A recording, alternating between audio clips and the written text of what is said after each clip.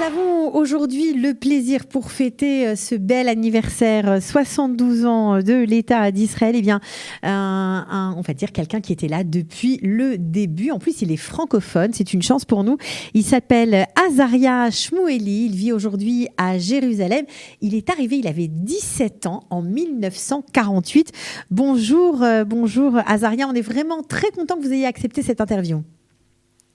Shalom.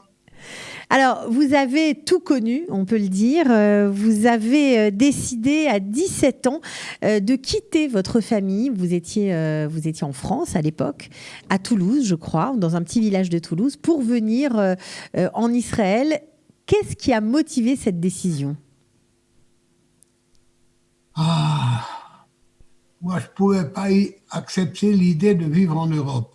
Pour moi, c'était absolument inacceptable. C'était ici ma place. Vous ne pouviez pas accepter l'idée d'être en Europe en raison de la Shoah ? Je pense que c'est surtout à cause de ça, oui.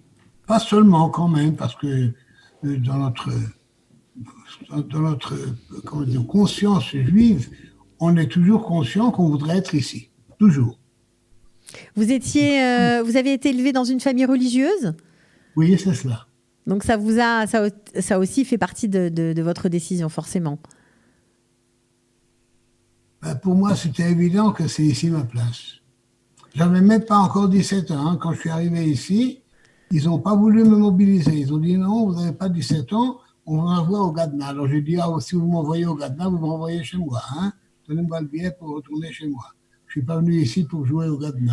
Alors, avant de raconter votre enrôlement dans l'armée en tant que militaire, on va quand même parler un peu de votre famille. Est-ce qu'ils étaient OK de vous voir partir parce que vous êtes parti seul ? Oui, mon frère, je dis, il venait d'arriver ici, il avait passé 1 an à Chypre avec sa femme. Et au moment d'accoucher, on les a libérés, comme c'était la coutume à l'époque. Et donc, ils habitaient ici à Ra'anana. Et alors vous, comment on venait à cette époque en Israël ? J'imagine que vous avez dû partir, peut-être pas clandestinement, il n'y avait plus les Anglais, mais c'était pas loin. C'est vrai, c'était pas vraiment clandestin, mais on s'est quand même caché de venir. Parce qu'on craignait les Arabes qui auraient pu mettre des bâtons dans les roues. C'est-à-dire bombarder ou couler des bateaux ? Ils auraient pu le faire, oui. Comment ? Ils auraient pu avoir envie de le faire. Voilà, ils étaient renseignés par qui pour savoir quel bateau ? Par les Anglais. Oui. Ok. Alors, comment s'est passé votre transport ? Vous êtes parti comment ? À bord de quel bateau ? Un petit bateau, je ne me rappelle plus comment il s'appelait, vraiment un petit bateau. Ok. Qui a été au quai à Port-de-Bouc et on est monté sur le bateau de nuit. On est arrivé à la sortie de la fête de Shavuot. On est arrivé là-bas et on est immédiatement monté dans le bateau et puis voilà, il a pris la mer. C'était un bateau de transport de marchandises ? Un transport de charbon, oui. D'accord. Dans les câbles, on avait installé des trucs en bois sur lesquels on devait coucher. Alors, vous avez fait tout ce voyage, ça a duré combien de temps ? 12 jours. 12 jours ? Oui. Caché dans le charbon ? Non, il n'y avait pas de charbon. Ah. C'était des cales vides. D'accord, ok. Non, je ne sais pas, je demande. D'accord, donc des cales vides, vous passez 12 jours en mer, vous arrivez où à la finale ? À Haïfa. D'accord. Alors, quel était votre sentiment quand vous avez débarqué sur les côtes de Haïfa, quand vous avez vu la terre d'Israël ? C'était merveilleux. C'était merveilleux. Pour moi, c'est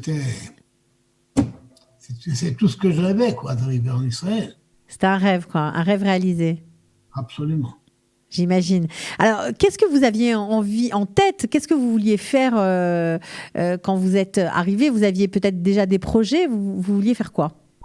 Non, mon projet, c'est de faire la guerre.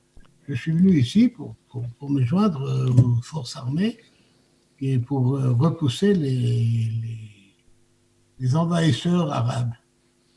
Alors, vous nous avez dit en début d'interview qu'on ne voulait pas vraiment de vous, vous étiez trop jeune. Finalement, vous avez réussi à vous faire enrôler? Ah ben, à l'époque, ils n'étaient pas pointueux. Alors, quand ils ont vu qu'ils auront des problèmes avec moi, ils ont dit, bon, allez, passer. D'accord. Qu'est-ce que vous avez fait? Dans quel bataillon vous êtes retrouvé? Alors là, à la base où on m'a enrôlé, j'ai rencontré un jeune homme que je connaissais de France. Et il m'a dit si j'ai envie de me joindre à leur kibbutz à Yesodot, et je dois attendre 2 jours là-bas et il viendra me récupérer là-bas. Et c'est ce qui est arrivé. 2 jours après, il est venu, il m'a pris, il m'a emmené avec un groupe de 5 ou 6 soldats pour renforcer le kibbutz qui ne pouvaient pas faire face à tout à la fois parce que l'armée leur demandait de faire du matin au soir le guet du camp de Nahassorek parce que les forces armées irakiennes campaient là-bas. Donc vous aviez une mitrailleuse et vous deviez défendre le kibbutz, c'est ça? Bon, défendre le kibbutz, c'est façon de parler, mais enfin, quand même, si on avait vu les Irakiens qui s'organisent, on leur aurait tiré dessus. Alors, de toute façon, les Irakiens, ils ont pris la fuite, ils ont disparu. Après je ne sais pas, 10 ou 15 jours, ils n'étaient plus là. Donc vous, quand vous êtes arrivé, je crois que c'était en juillet, c'est ça? Quelque chose comme ça? En juillet 48, exactement. Voilà, donc le pays avait déjà proclamé son indépendance. Comment était la situation à l'époque? J'imagine qu'il n'y avait pas grand-chose, que vous deviez manquer de beaucoup de produits de première nécessité, mais que c'était quand même l'euphorie. Vous deviez être quand même heureux d'être là et libre. Ben, je vais vous dire, moi j'avais quitté une France où tout était rationné. Hein. Ouais. Je suis arrivé ici, tout était libre. Hein. Pour moi, c'était mieux que là-bas, à ce point de vue-là. On ne manquait pas de nourriture, non, absolument pas. Alors, de quoi on manquait? Oh, je ne peux pas vous dire. Hein. Je ne vois pas. On ne baignait pas dans l'abondance, non, mais on avait ce qu'il fallait. Vous aviez ce qu'il fallait. Alors, vous avez continué votre, on va dire, votre rôle de soldat. Vous avez été un peu partout hein, en Israël pour défendre le petit pays. J'ai été à plusieurs endroits. Le dernier endroit où j'ai fait la guerre d'indépendance, c'était sur le front devant Gaza. Vous y êtes resté longtemps là-bas? Quelques semaines. Mon rôle, c'était de faire fonctionner le système de communication. Et celui qui le faisait avant moi avait été tué pendant un bombardement. Alors il fallait d'urgence envoyer là-bas à sa place. Seulement, c'était l'hiver et tout était boueux, on ne pouvait pas arriver dans les transports normaux. Alors il fallait une Jeep à 4 roues. Et là, ils m'ont amené là-bas sans mon pactage, sans rien. C'était très dur. Alors, ça veut dire quoi? Vous étiez juste avec vos vêtements militaires, c'est tout? Rien d'autre? Exactement. Il faisait froid. Cet été-là n'a pas été très chaud. Mais là, on était déjà en automne, presque en hiver. Et oui, j'avais rien. Alors, vous avez grandi dans un esprit plutôt communiste à la maison ou pas du tout? Non, communiste sûrement pas. Pas du tout, d'accord. Mais vous avez adhéré à cet idéal socialiste quand je pense à la création des kibbutzim, etc. C'était quelque chose qui était important pour vous? Mais non, c'était pas ce qui comptait le plus quand même. Mais enfin, c'était pour une évidence pour moi et pour tous les autres que pour monter un kibbutz, au moins au début, il fallait être kibbutz. Et c'était important justement de créer, de bâtir cette terre d'Israël et de créer quelque chose, de créer des structures. Voilà. Exactement. Ça, c'était pour moi de première importance. Ouais, J'ai construit quelque chose que moi j'avais construit. Alors, qu'est-ce que vous avez construit? Parce que franchement, c'est comme si on parlait un livre d'histoire avec vous aujourd'hui. On est très émus, vraiment. Ben, c'est vrai que j'ai eu beaucoup de choses à faire ici. Enfin, à ce moment-là, on venait donc d'installer le kibbutz et moi, à ce moment-là, j'étais le secrétaire. Le secrétaire du kibbutz? Vous Oui, étiez, là vous avez, bon, parce que vous avez tourné un peu dans le pays, vous avez été à Ranana, vous avez été dans un premier kibbutz à Yad Benyamin, voilà, et puis finalement vous êtes, en 52, vous êtes installé dans un autre kibbutz que vous avez créé aussi. oui, oui, qui s'appelle Charleville. Ok, chez Alvim, qui se situe à côté de la Troune, je crois, c'est ça? En face de la Troune, Ouais. il y avait un couvent qui s'appelle la Troune. Euh, c'est aussi un embranchement, si vous voulez. Et en face de ça, il y a Charleville. C'est à mi-chemin entre Tel Aviv et Jérusalem, Alors sur la route de est-ce que Jérusalem. vous avez aimé cette vie au kibbutz? Vous y êtes resté combien de temps? 23 ans, pour être précis. Je me suis marié et j'ai eu 9 enfants, tous au kibbutz. Et quand j'ai quitté le kibbutz, ma fille aînée était déjà à l'école d'infirmière à Jérusalem. Ok. Donc vous y êtes resté un bon moment. Alors vous avez ensuite été ailleurs, mais je voudrais revenir sur le kibbutz. Qu'est-ce que vous avez aimé dans cette vie? Est-ce que lorsque vous voyez aujourd'hui les changements de la société israélienne, le fait que le kibbutz, comme vous l'avez connu, n'existe pratiquement plus, est-ce que ça vous attriste ou est-ce que vous trouvez que c'est une évolution normale et plutôt bonne pour Israël? Ah oui, c'est certainement une évolution tout à fait normale. Écoutez, un de mes fils habite encore aujourd'hui dans un kibbutz. Un autre kibbutz, c'est Sde Eliyahu, dans la vallée de Beth Shan. Et lui aussi, il dit qu'il s'étonne que ce kibbutz n'ait pas encore décidé de se transformer parce que c'est pas normal. C'est évident que finalement, tous les kibbutzim deviendront des sociétés plus, beaucoup plus privées, moins coopératives. Alors évidemment, Israël a dû énormément changer depuis l'époque où vous êtes arrivé jusqu'à aujourd'hui. Vous vivez aujourd'hui à Jérusalem. On peut dire que vous avez très bien connu le pays, vous l'avez sillonné. Est-ce que vous avez un souvenir de votre premier Yom Ha'atzmaut? Le premier quoi? Yom Ha'atzmaut, la Ah, première fois. oui, le premier Yom HaAtzmaut, on est allé de là où j'habitais à ce moment-là, c'est au croisement de Bnei Rehem, sur la route de Beersheba. C'est là qu'on habitait. On est allé en camion à Tel Aviv et pour voir le défilé du premier Yom HaAtzmaut. Ouais, ça devait être. C'était émouvant, c'était particulier ou Absolument émouvant, absolument. ouais, les gens dansaient dans les rues, Oui, parfaitement. les gens chantaient évidemment, vous aussi. Ça, il n'y a pas de doute que sur ce plan-là,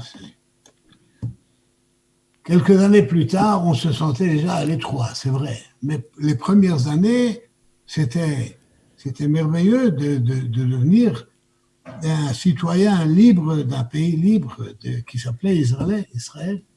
Ça veut dire quoi, quelques années plus tard, on se sentait à l'étroit? À Charleville, on se sentait, c'était pas encore à ce moment-là, mais plus tard, on se sentait à l'étroit. On était vraiment Entouré d'Arabes, c'est ça?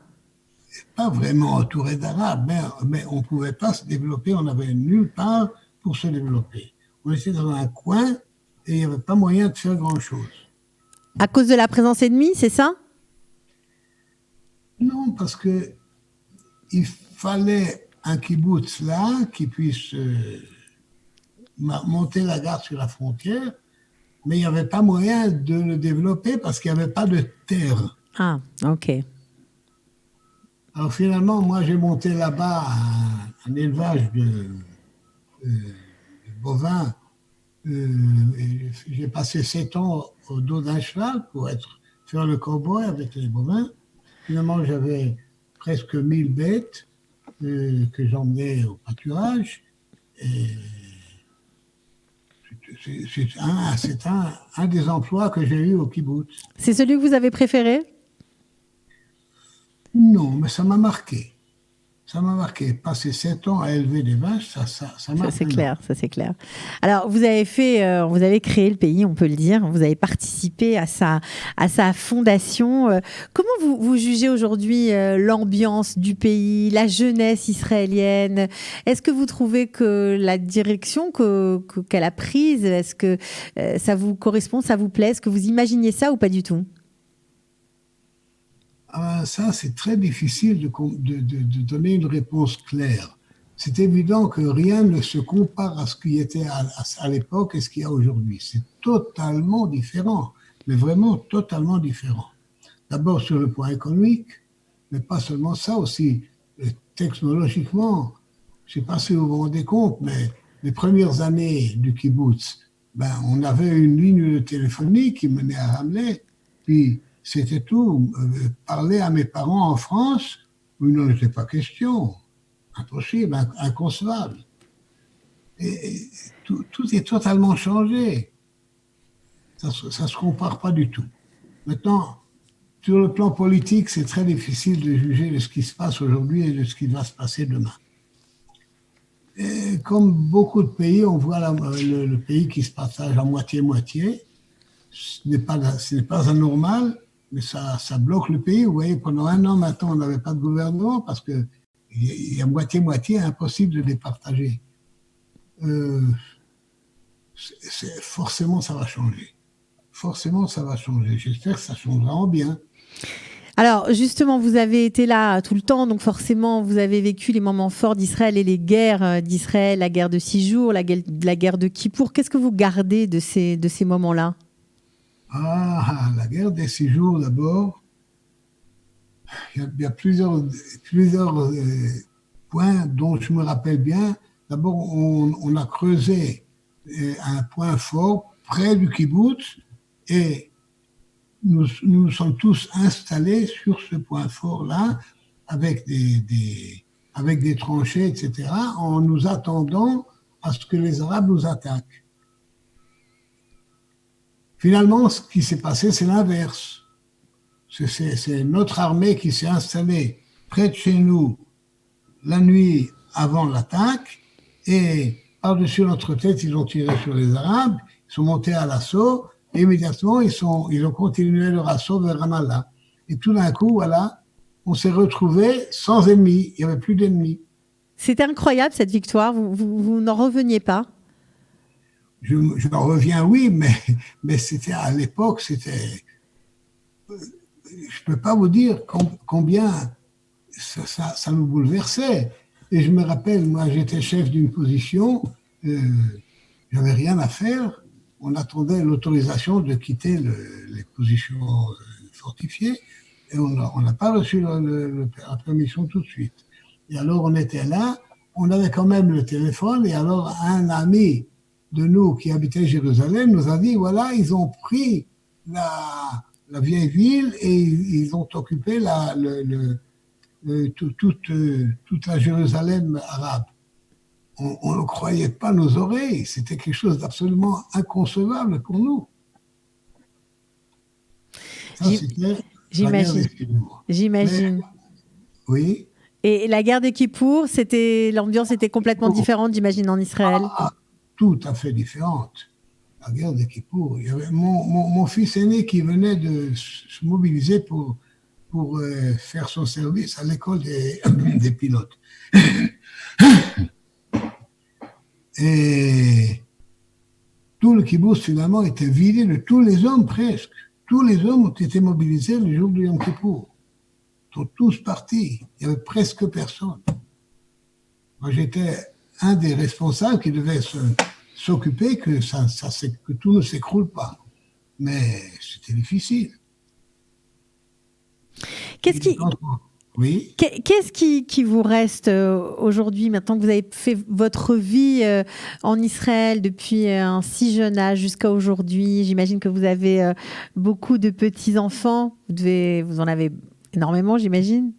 J'ai vraiment de très nombreux descendants. D'abord, j'ai 50 petits-enfants, petits-fils et petites-filles.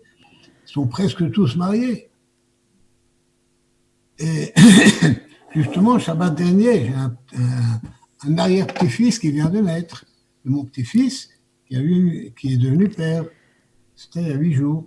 Qu'est-ce qu'on ressent après tout ce que vous avez passé, après tout ce que vous avez fait, parce que vous avez eu plein de métiers, hein, on n'a pas raconté toute votre vie, mais vous avez été comptable, vous avez eu un poste à responsabilité dans une entreprise à Tel Aviv, à Ramat Aviv plutôt.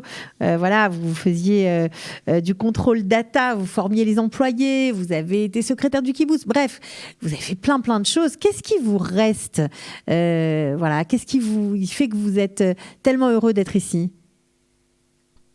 Ah ben, ce sont les descendants, c'est ça qui compte. On les voit qui réussissent, chacun monte son affaire, ça se débrouille, monte une famille, et ensuite marie ses propres enfants, et c'est ça qui me remplit ma vie, quoi. Ça remplit votre vie. Alors, juste pour terminer, parce que c'est vrai qu'on fête, bien sûr, c'est une fête pour chaque famille, mais c'est une fête pour le pays aussi à titre collectif. Qu'est-ce qui vous a le plus bouleversé et que vous n'oublierez jamais depuis que vous êtes en Israël? Bouleversé. À titre collectif. Le fait, par exemple, qu'Israël a failli envoyer un engin à l'unir sur la Lune, est-ce que ça, par exemple, c'était quelque chose d'extraordinaire pour vous? D'avoir envoyé un engin, j'ai pas compris. Sur la Lune, bon, il l'a pas alluni, mais il était la fameuse Bereshit. Est-ce que ça vous a rendu vraiment heureux? Est-ce que c'était improbable pour vous? Non, c'est pas improbable, non. C'était un peu nouveau, mais ça n'a rien d'improbable. Non, il n'y a rien d'impossible aujourd'hui, vous savez. Rien n'est impossible aujourd'hui. Alors, le désir peut-être d'être un peuple libre sur sa terre, ça c'est quelque chose qui vous a motivé toute votre vie? Absolument, absolument. Aujourd'hui, être un citoyen libre d'un pays libre, et je peux même dire... pendant longtemps, c'était un pays pauvre, mais ça ne l'est plus. Eh bien, ça, c'est très satisfaisant. Maintenant, il y a quelques années, nous avons fêté les 80 ans de ma femme. Alors, on a loué une salle et elle était pleine de mes descendants. Ils étaient tous là. On a préparé un film pour montrer un peu ce que nous avons vécu. Ben ça, c'était très émouvant. De se retourner, de voir le parcours parcouru. Exactement. J'imagine. Bon, en tout cas, on ne va pas vous embêter plus longtemps. On vous remercie vraiment d'avoir témoigné. Voilà, je sais que vous étiez heureux, très heureux d'arriver. Vous êtes heureux d'être ici, aujourd'hui à Jérusalem. Merci beaucoup. Bonne fête de l'indépendance. Bon anniversaire. Merci. Voilà. C'est un plaisir pour moi de vous raconter un peu ce qui vous intéresse. Israël chérie.